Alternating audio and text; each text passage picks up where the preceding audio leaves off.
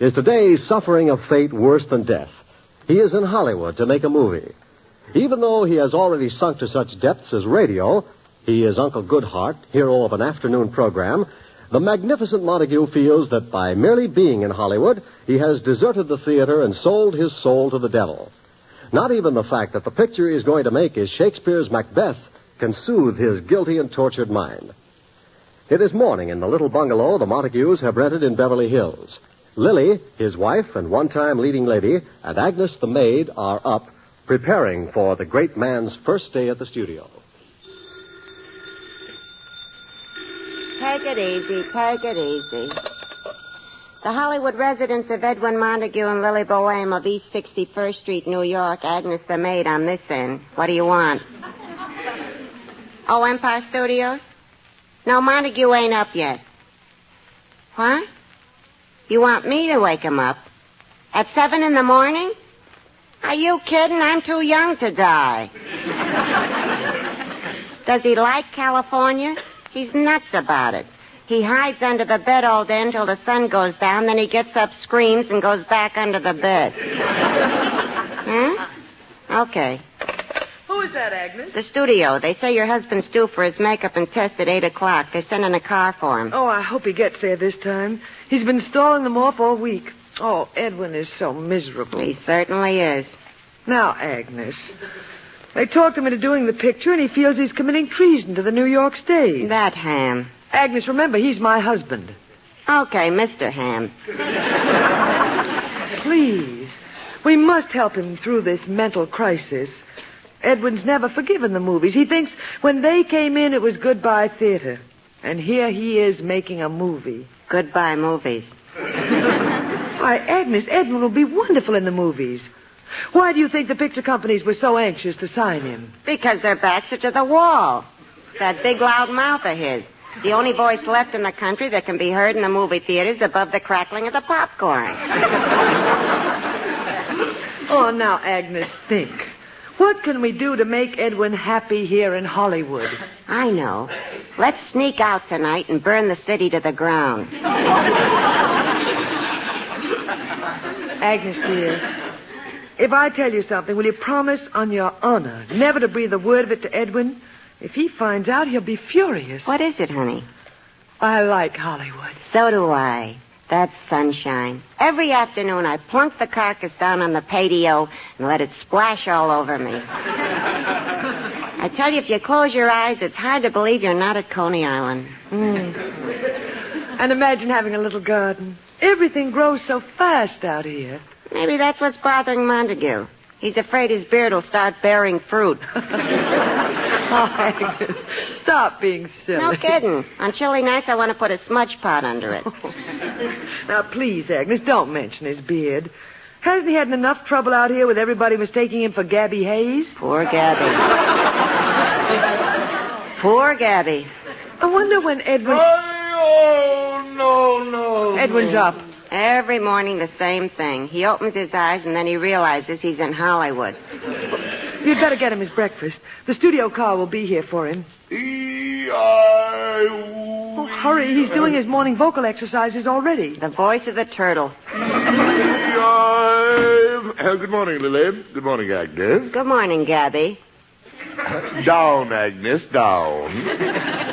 Be good, Agnes, or I'll go out in the backyard and dig up all those bones you buried. Edwin, isn't it a lovely morning? The sun is shining, the birds are singing. My nerves are screaming. Edwin, look out of the window. It's midwinter, and the flowers are in bloom. A warm breeze is blowing. The trees are waving. Ah, yes. All nature seems to have blended into one glorious symphony and is whispering to me, "Hey, stupid, what are you doing out here? Get back to New York." Boy of the Golden West.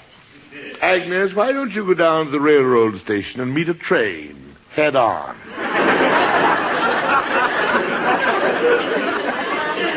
Edwin, be fair about California.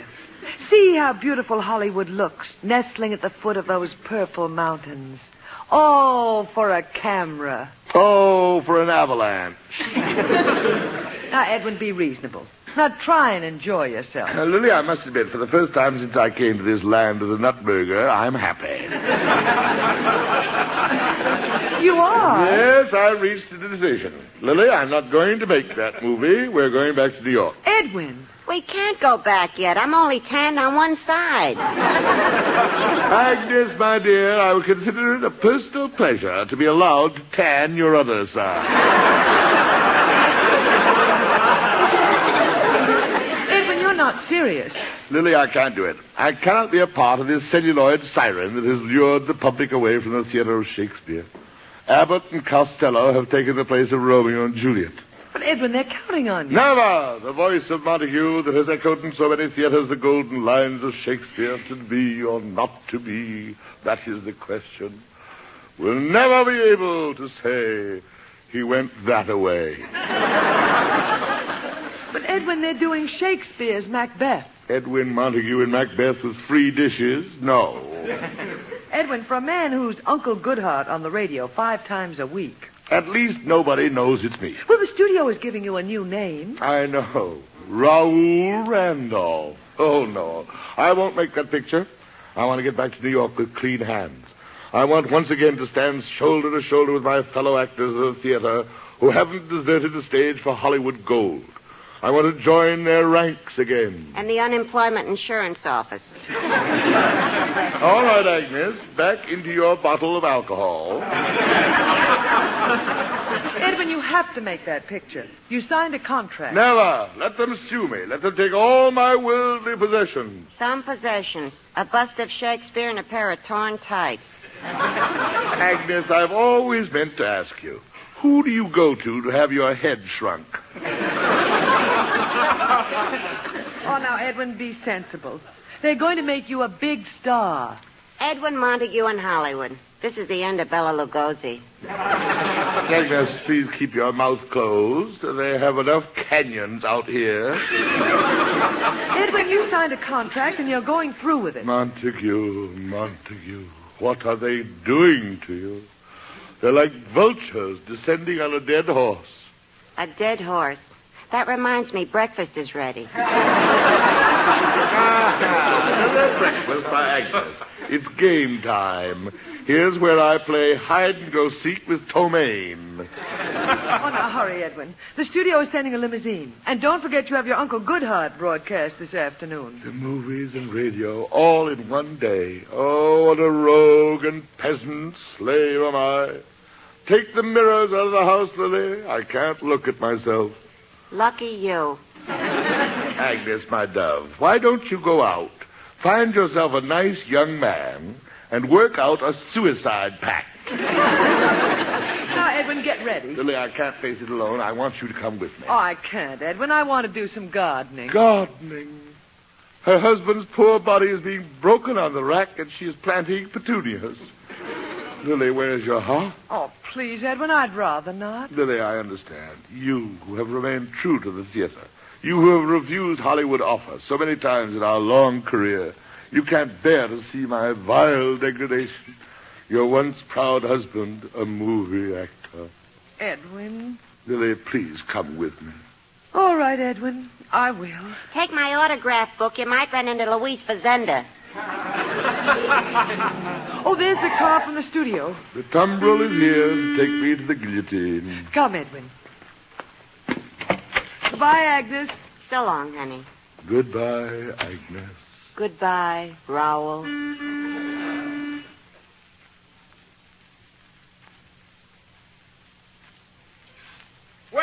Well, Raoul Randolph, you're here. Welcome to Empire Pictures. Thank you. I'm Speed Cochran of Publicity. This is my wife. I'm glad to know you, Mrs. Randolph. Well, I'm not Mr. Stiles Fenton, Mr. Big himself. He wants me to bring you right in to see him. This way, please. Lily? You go in. I'll wait here, Edwin. Right this way. We'll barge right in. Well, Stiles, here he is. How do you do? Raoul, baby, you got here. Raoul. Mr. Fenton, my name is Edwin Montague. It is a name that is still remembered and revered by thousands of theater-goers. I would appreciate it. Sure, anything you say, Raoul. Remember, I'm behind you. You're my baby. We're going all out on you. You're going to be a big star. You've got Empire behind you, baby. Sound good to you, sweetheart? Mr. Fenton, from your conversation, I don't know whether you're planning to make a picture with me or take me to Niagara Falls.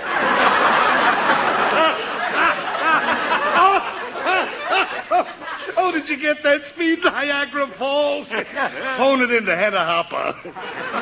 Now, look, Raoul, baby, I want you and Steve to get together on the publicity build-up. Ever have your name in the papers? For the last 25 years, my name has been a byword in the drama sections of the New York press.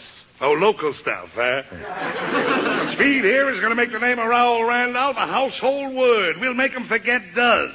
Take over, Speed. Well, we got to get an angle, see? An angle. Of course, you are a little older than we thought. I've aged considerably since entering this room. I got it. Raoul Randolph. Older than Pinza, but he's still got that springtime in his heart. Great. That's it. Put that on the teletype. Rush it right over to Luella. Luella who? Luella who?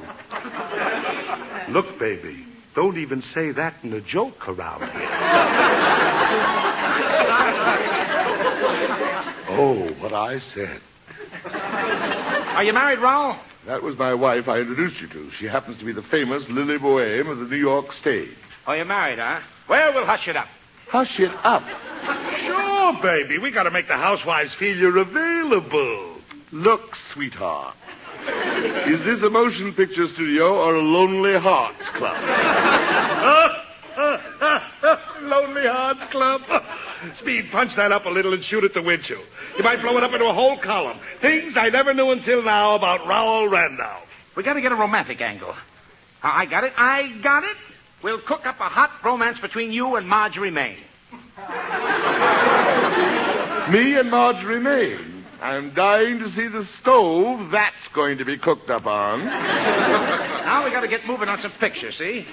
Did you bring your bathing suit with you? My bathing suit? Yeah. I'll take you out on the back lot for some stills for the fan magazines. You know, human interest stuff. Chasing some bathing beauties around the pool. Maybe one of them trick pictures, your head on a girl's body. Shows you're human, not one of them stuffy highbrow actors. We want to get you down to the public level.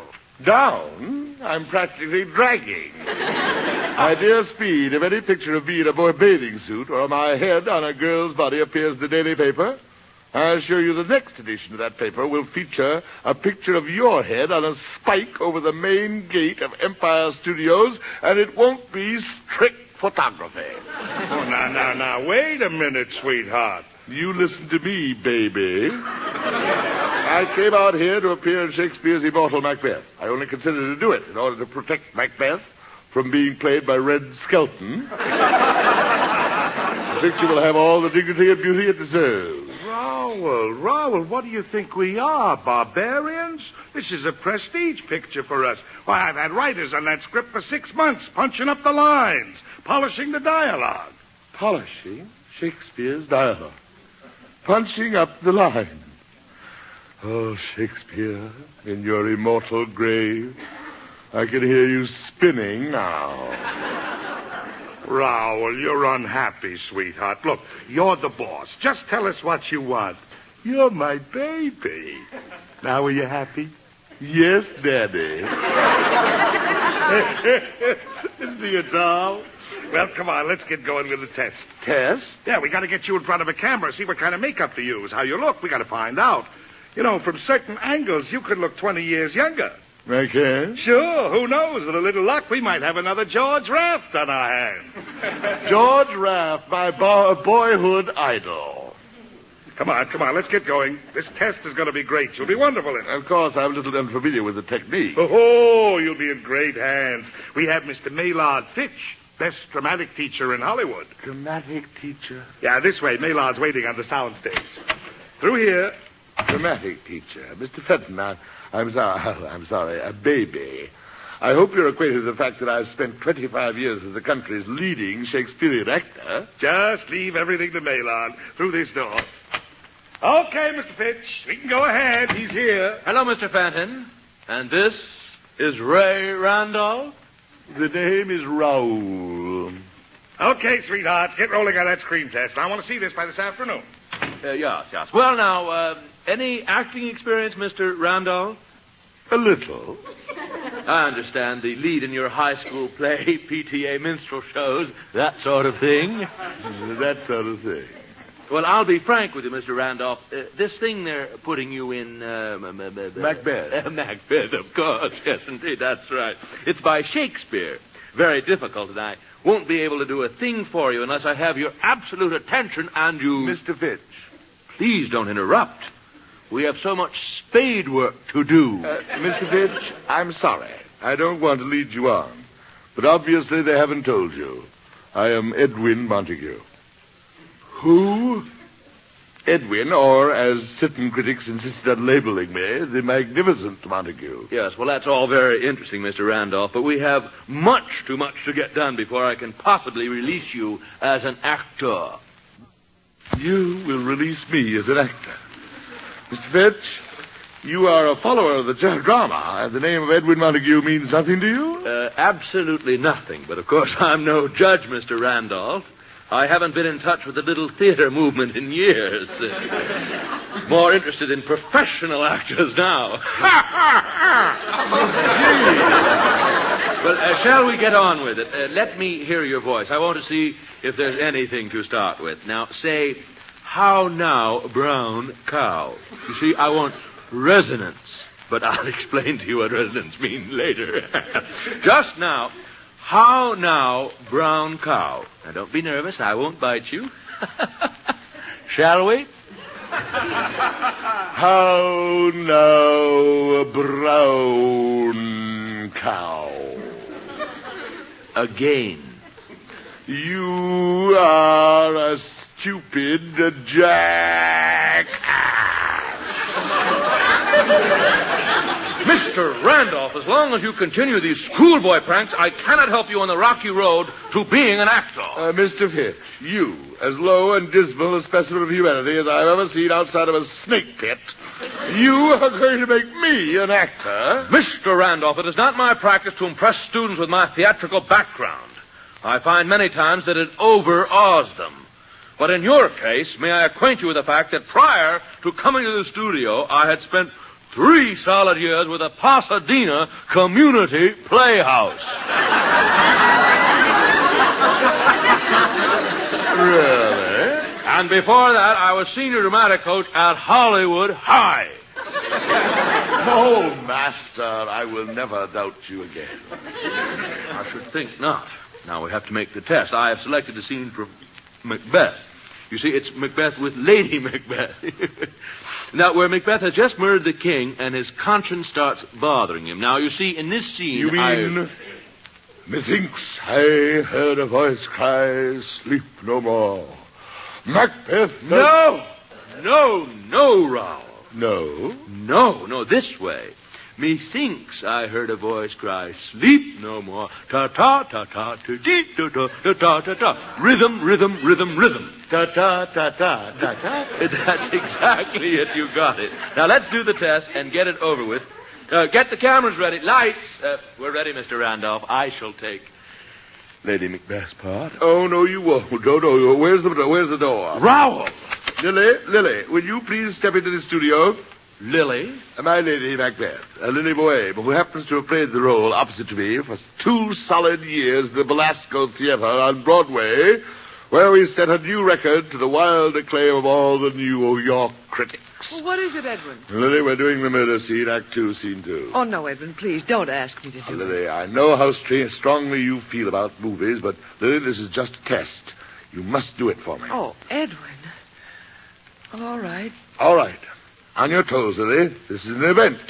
We, who have performed Macbeth before the most critical audiences in the world, must today rise to new and glorious heights. Today, Lily, we are performing before Mr. Maynard Fitch of the Pasadena Community Playhouse. And Hollywood High. Let the camera roll, Mr. Fitch. We are ready. Very well. Here are the scripts. Scripts? Pox on your scripts. Do I, Edwin Montague, who spent 25 years steeped in the immortal Macbeth, need a script? Take it away. Get ready to roll. We'll take it right after where I, Macbeth, have killed the king and come to you conscience-stricken. We're ready. Cameras, roll them. Go ahead, Lily. These deeds must not be thought after these ways.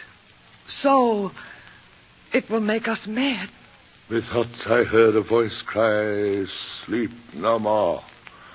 Macbeth does kill sleep. Murder sleep, Edwin. A murder sleep. Sleep that ravels up the knitted sleeve. Knits up the raveled sleeve. And knits up the raveled sleeve of woe. Of care. Of care. The life of each day's death. The death of each day's The life. death of each day's life. That's it, Mr. Randolph. Thank you. And he wanted me to use a script. Thank you, Lily. Thank you.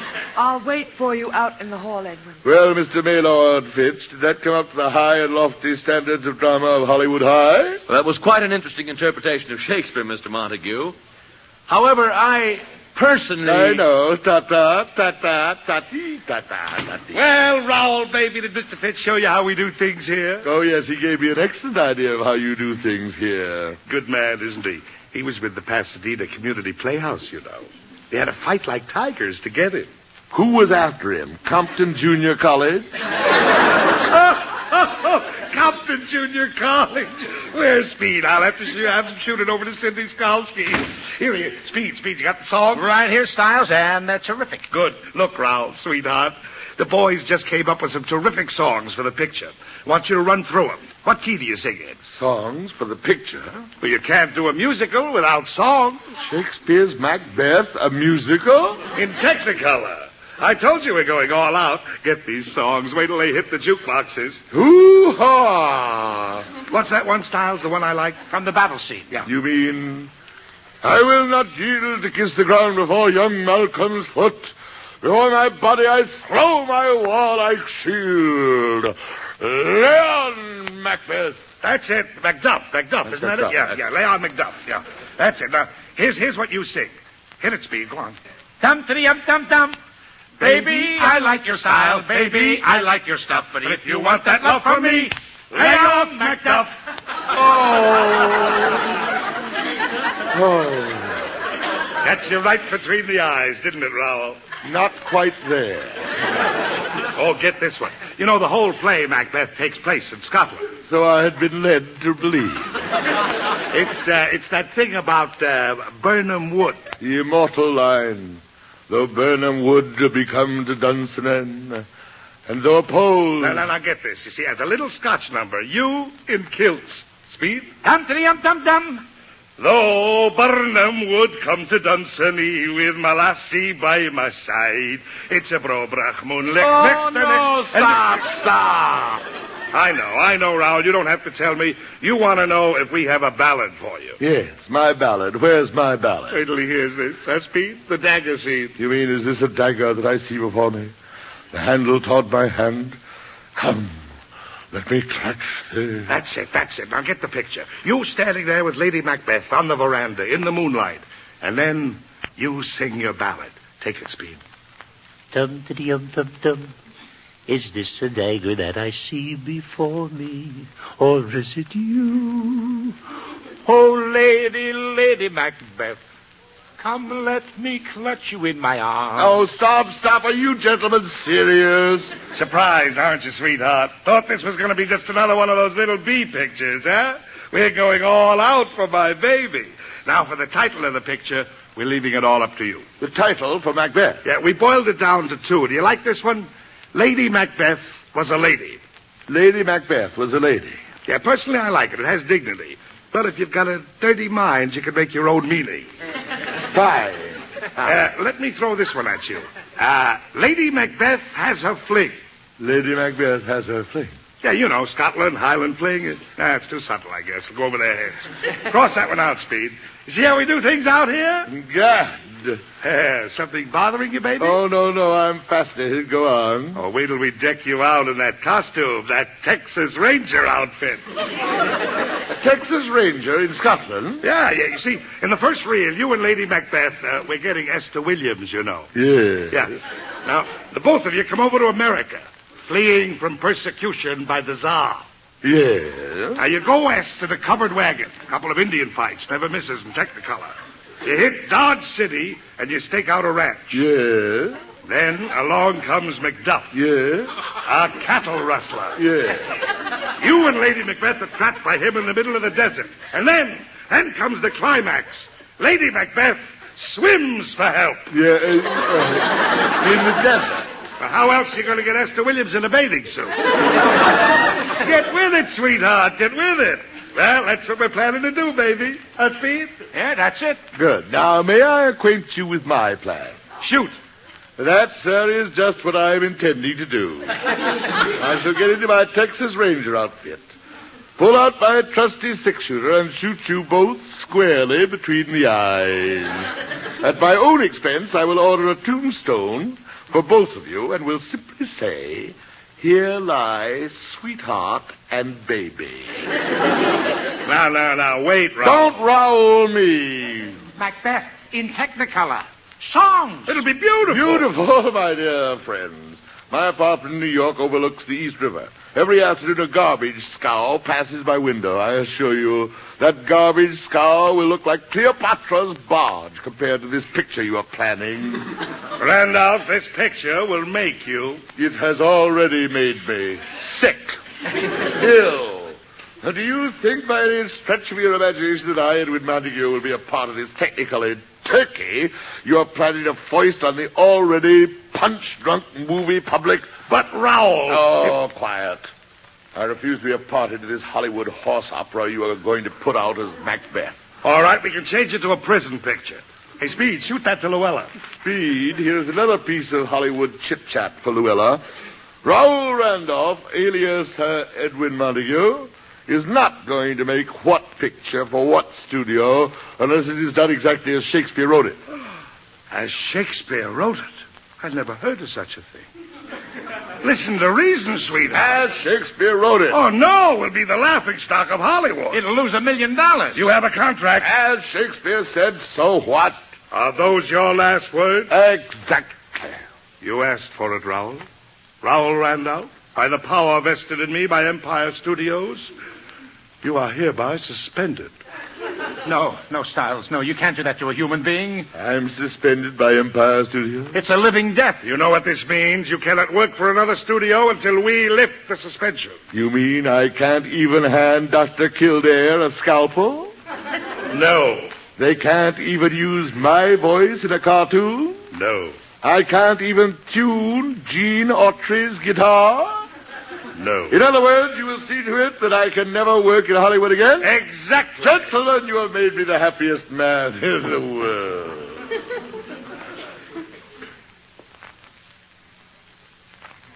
East side, west side, all right. Lily, I've got my shirts all packed.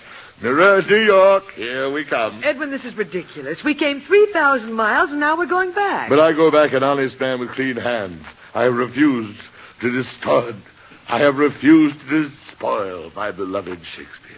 Edwin, maybe they'll listen to reason. Reason? This is a fine how do you do. Here I am going back to New York without a tan. My friends are going to think I spent the winter in a newsreel theater. Agnes, the minute I'm on the train for New York, you may bask in the sunshine of my smile. The sunshine of your smile. That'll be a day. Here are your Hollywood sports shirts, slacks, and moccasins. Where'll I put them? In the incinerator. Burn them. On the way to the station, I shall fling the ashes into the lobby of Grauman's Chinese. Hate to leave my little garden. I was just planting my geranium. Lily, when we get back to New York, knowing dear Agnes's house cleaning, there will be dirt enough to plant them in my den.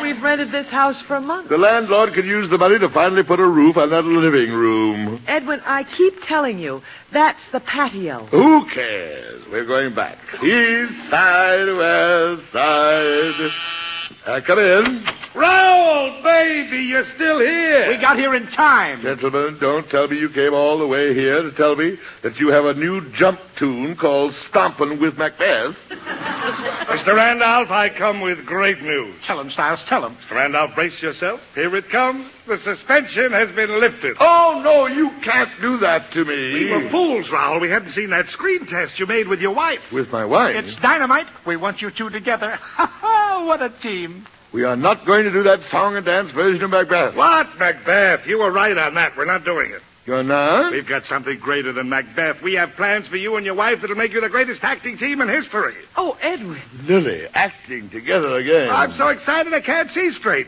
Our studio has $1 million property. For 20 years we've been trying to get the perfect couple for it. You're it to a T. They're perfect. What is it, Romeo and Juliet? Bigger than that. Caesar and Cleopatra? Don't make me laugh. It's bigger than that. God. Wait till this announcement hit the world. Empire Pictures proudly presents Mr. and Mrs. Edwin Montague in... What is it? Jiggs and Maggie.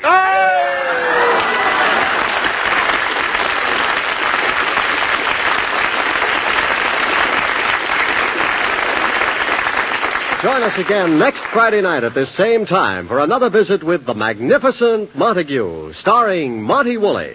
Created and directed by Nat Hiken, written by Nat Hiken and Billy Friedberg. Anne Seymour was Lily, Pert Kelton was Agnes. Included in tonight's cast were Alan Reed as Styles Fenton, Wally Mayer as Speed, and Jim Backus as Maylard Fitch. This is Eddie King saying stay tuned for Duffy's Tavern, which follows immediately. This is NBC, the national broadcasting company.